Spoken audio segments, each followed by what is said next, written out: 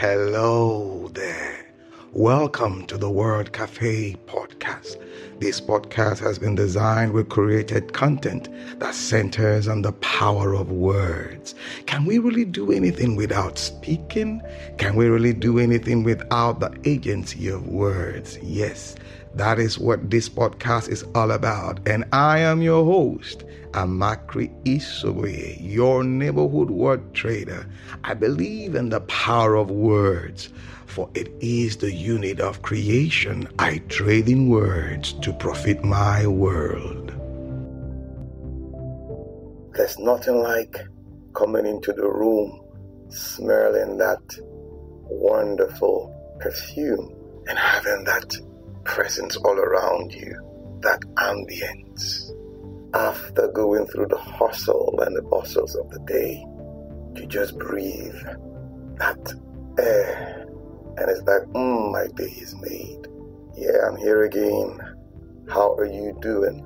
How's your day been? I know, wonderful.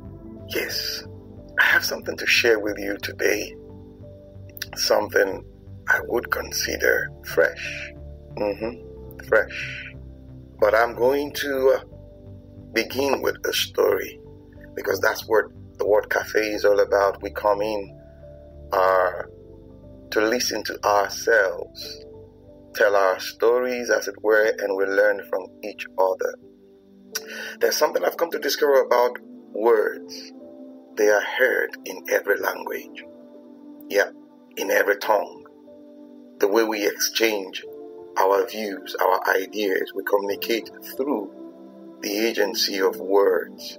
It might come out in another language, but we understand ourselves. I came across this story, and I think it is worth sharing with you. Yeah, somewhere from the East, Asia to be precise. There's something about stories from that part of the world. There's always a moral, something to learn. True, I came upon this word, kintsugi, a Japanese word. Actually, kintsugi is an art. Yeah, China, Japan, those from that part of the world, they're good with their hands when it comes to artworks, pottery, and all that. So I came upon the story, the kintsugi, and I went on to check what's the meaning of kintsugi. And I came upon a writer, one Andrea Mantovani, came up with about kintsugi. He titled it Kintsugi and the Art of Repair. Yeah, kintsugi is an art. Yeah, and I'm going to read some stuff here and there, but we will talk. It's a 400-year-old Japanese art. Kintsugi. It's also known as kintsukoroi. Permit me, I'm not Japanese now, but I'm trying. It's an art of pottery repair, a method where they honor artifacts, unique in their nature. But where did it come from? Who came up with the kintsugi? Where did it come from? Somebody must have. According to the historians, kintsugi came about accidentally. Yes, the kintsugi art came about accidentally. This was in the 15th century. Shogun Ashikaga Yoshimasa. I'm trying. He broke his favorite tea bowl, and he wasn't happy about it. From that part of the world, they like tea. They like tea. It brings them together when they sit down around that tea pot and they drink and they talk and share moments. True, they have an attachment. Maybe this is my favorite cup and that is my favorite cup, blah, blah, blah. So, kintsugi, we will call this personality now kintsugi. Now, he had a favorite cup that he drank from. Then when it was broken, he was not happy. He wanted, this is my favorite cup. I have the sentimental attachment for it, and I need to, and all that. So he was not happy, but the people around him who really wanted him to be happy said, we can do something about it. So they took the broken cup, maybe the broken chalice, and they went to seek for how best to bring back this broken cup better to their master, for their master to make use of again. They took it all the way to China, yes, for repairs. Yeah, all the way to China. And when they got to China, what did they do? They actually had metal pins, as in they had gold, more or less, smelted gold and all that, and poured it on this broken cup. They filled the crack with a golden lacquer, making the bowl more unique and valuable. And when they brought the pot or the bowl or the cup back to their master, it came out better than before it was broken, with all the lines and all that. Now what you're seeing are the gold lines all over the cup. And amazingly, he liked it. He liked it.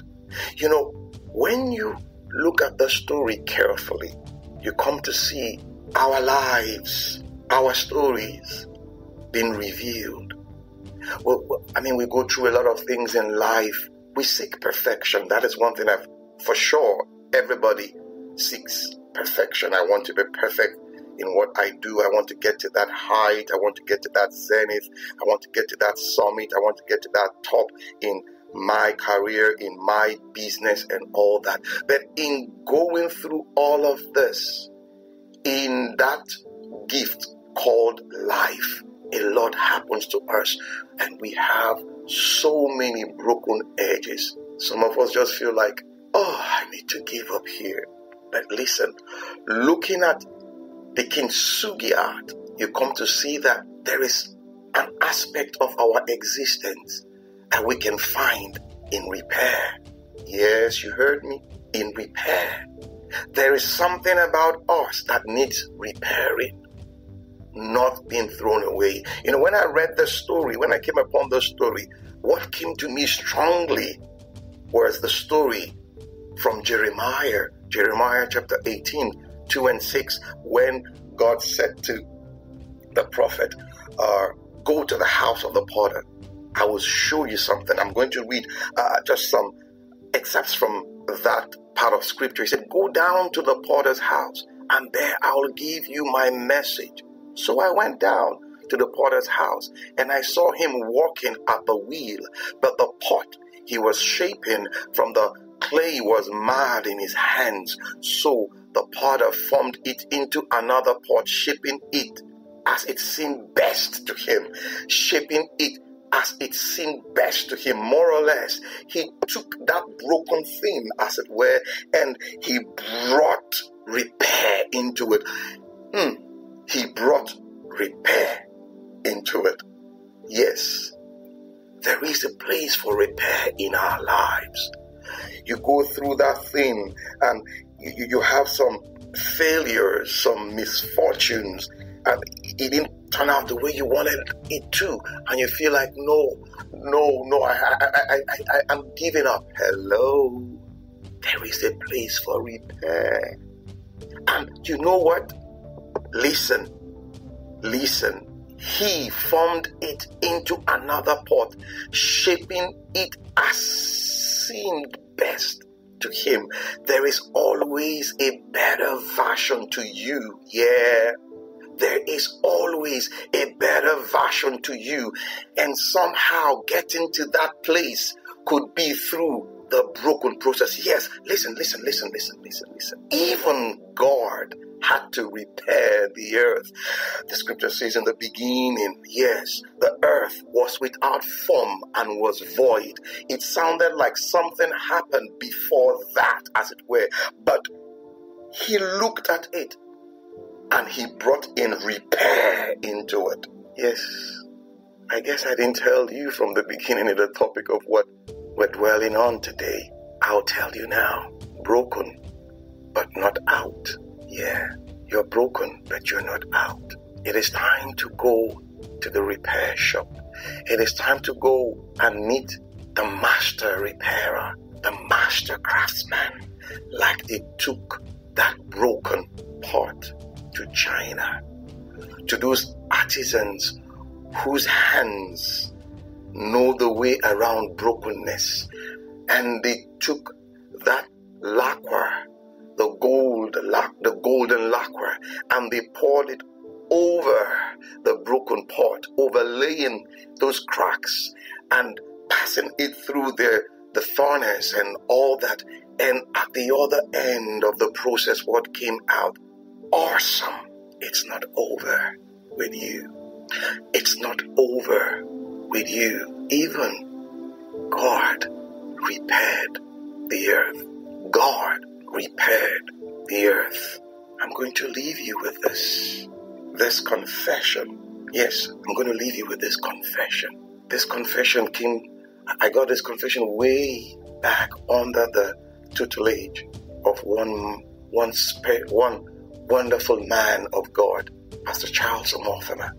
Just listen. I was created for a purpose, according to God's purpose.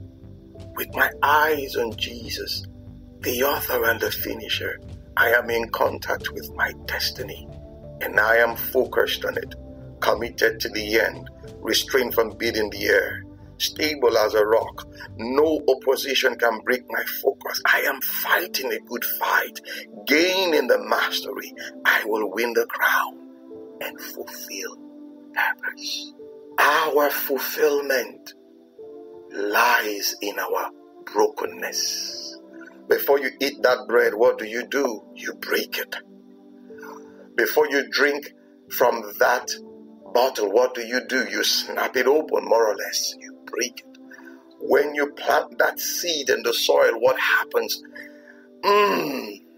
It breaks open.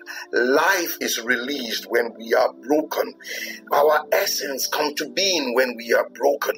You don't have to feel left out.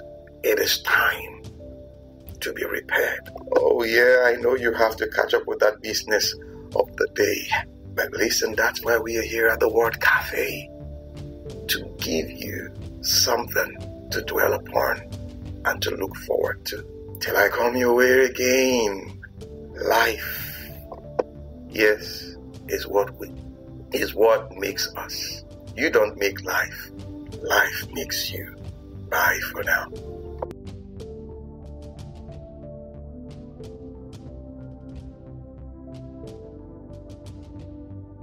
Awesome time it has been with you on the Word Cafe podcast today.